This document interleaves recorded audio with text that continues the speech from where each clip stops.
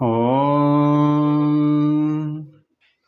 सहनाववतु सहनौ भुनक्तु सह वीर्यं करवावहै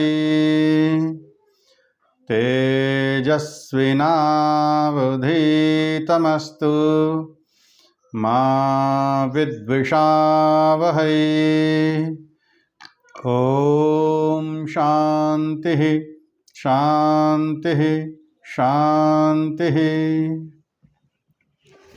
सभी को नमस्ते जी। योग दर्शन स्वाध्याय कक्षा में आप सभी का स्वागत है।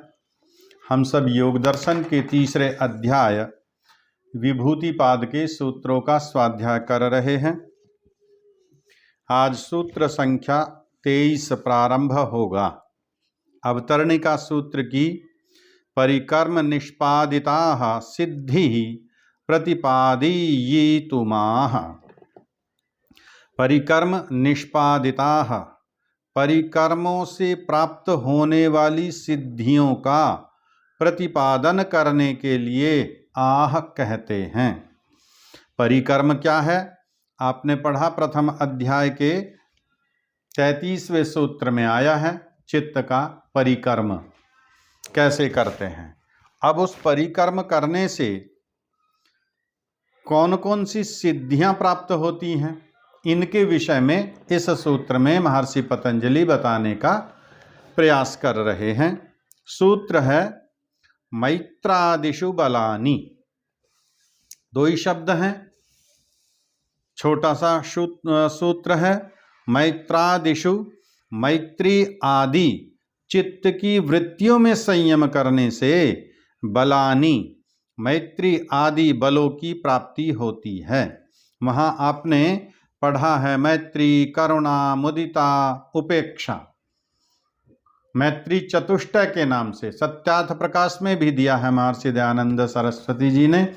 मुक्ति के साधनों में मैत्री चतुष्टय का भी एक अपना स्थान है। तो इसमें कौन कौन सी सिद्धियां प्राप्त होती हैं, इसके विषय में कहा है कि मैत्री आदि, आदि से अन्यों को भी ले लेना है। मैत्री, करुणा, मुदिता, उपेक्षा। महर्षि व्यास ने सूत्र का भाष्य किया है।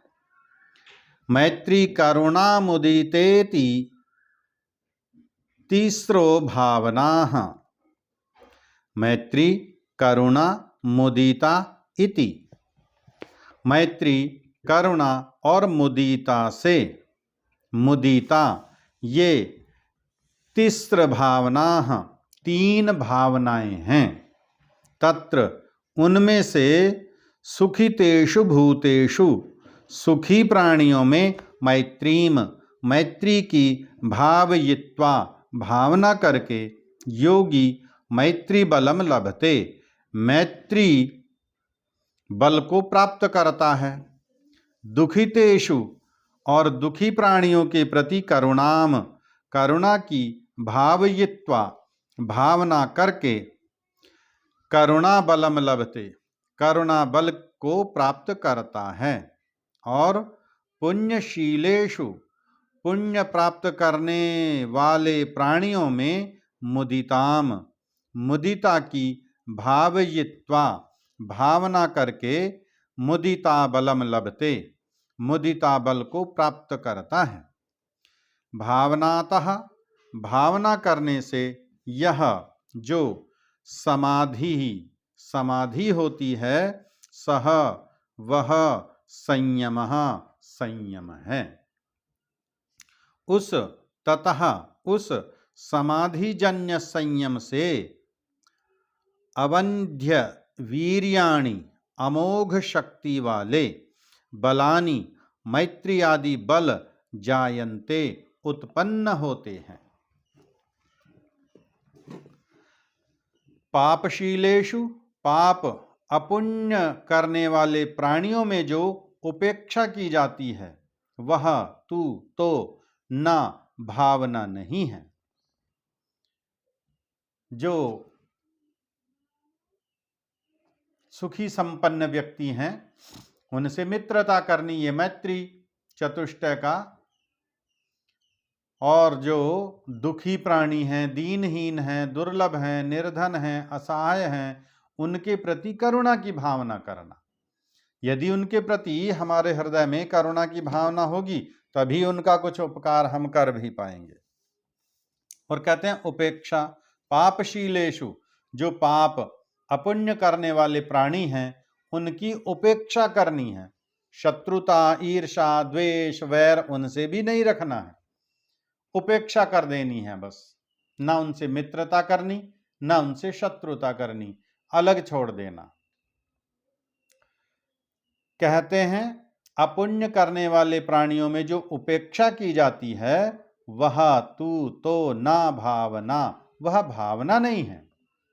अब भावना कैसी है? या तो मित्रता की भावना है या करुणा की भावना है। यहां तो कोई भावना ही नहीं है इनके प्रति, तो उनको तो उपेक्षित कर दिया है, छोड़ दिया है। ततः च, और इस कारण से तस्याम, उस उपेक्षा में समाधि ही न अस्ति इति, नहीं होती। अतः इसलिए तत्र, उस उपेक्षा में संयमाभावात, संयम का अभाव होने से, उपेक्षात, उपेक्षा से बलम न इति, सिद्धि रूप बल की प्राप्ति नहीं होती। संयम कहाँ करेंगे? जहां भावना बना रखी है।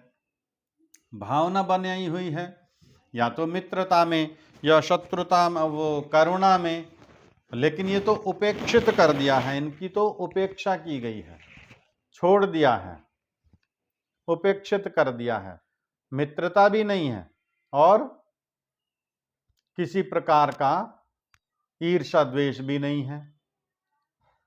दुखी जनों के प्रति हृदय में करुणा है, लेकिन उपेक्षा में कोई भाव ही नहीं, इसलिए यहां समाधि भी नहीं, और समाधि नहीं तो किसी प्रकार के बल की प्राप्ति भी नहीं।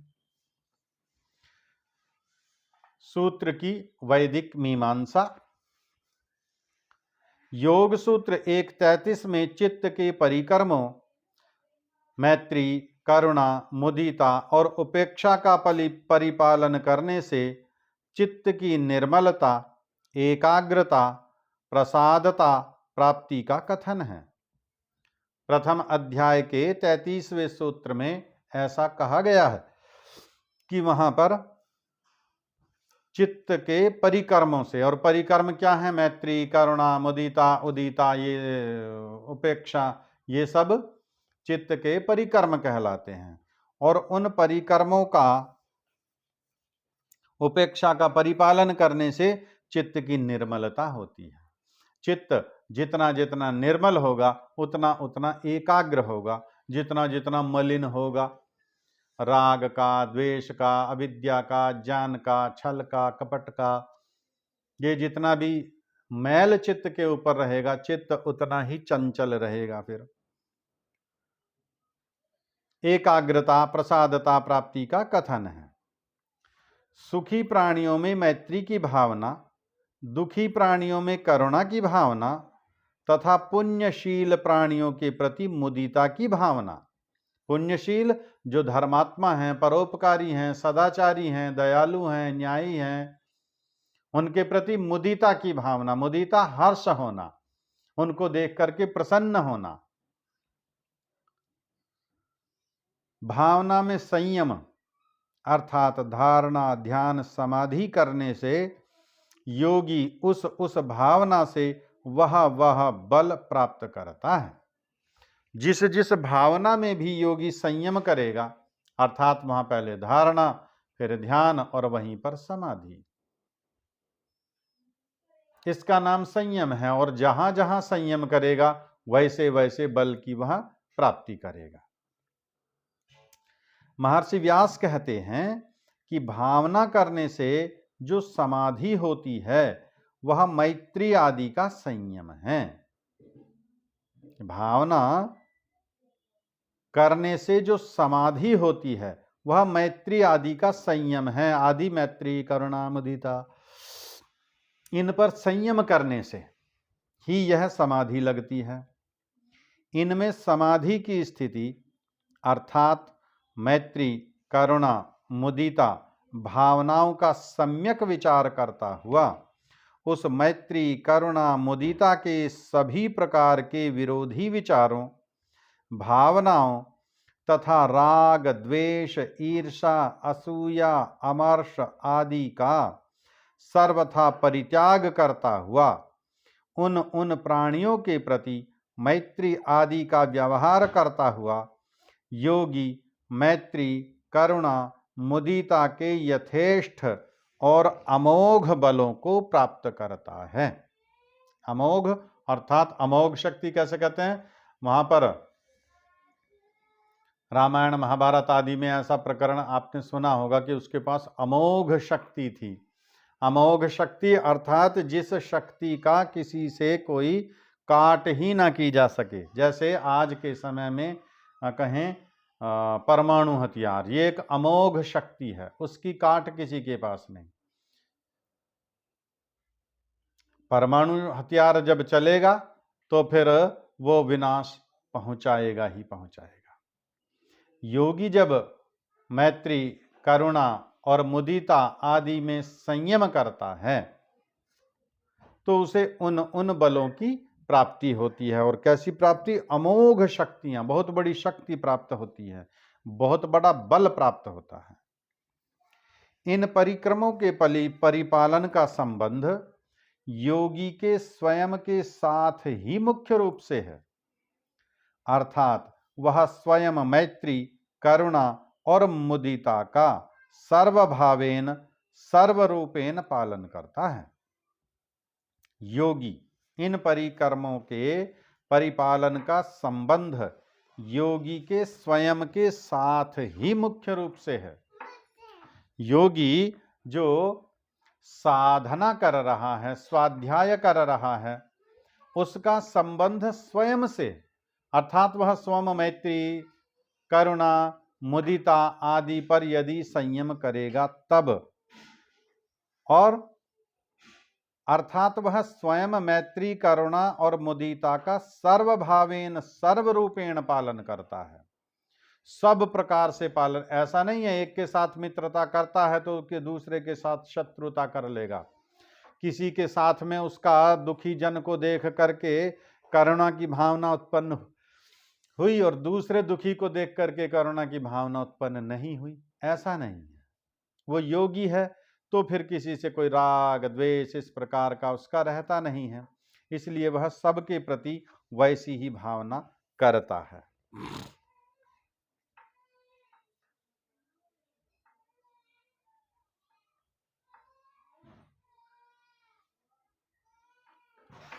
भावना का सम्यक विचार करता हुआ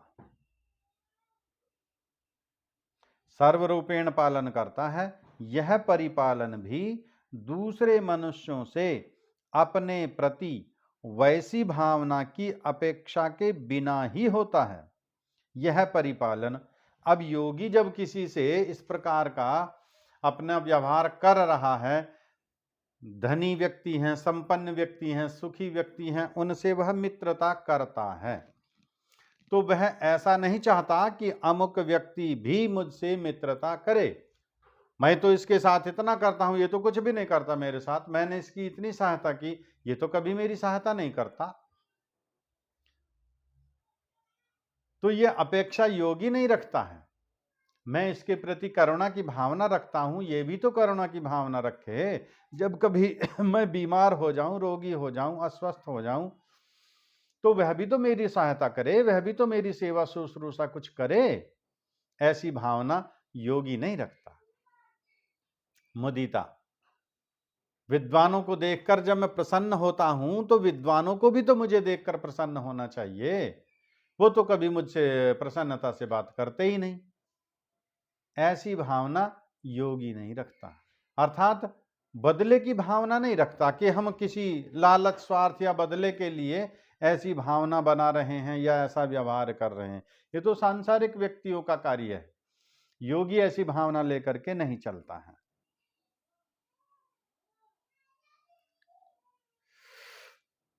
अर्थात वह मैत्री, करुणा और मुदिता का पालन करते हुए यह नहीं सोचता कि मैं जो दूसरों के प्रति मैत्री आदि की भावना रखता हुआ और वैसा ही व्यवहार करता हूं, वैसे ही दूसरे मनुष्य भी मेरे प्रति मैत्री आदि का व्यवहार करेंगे।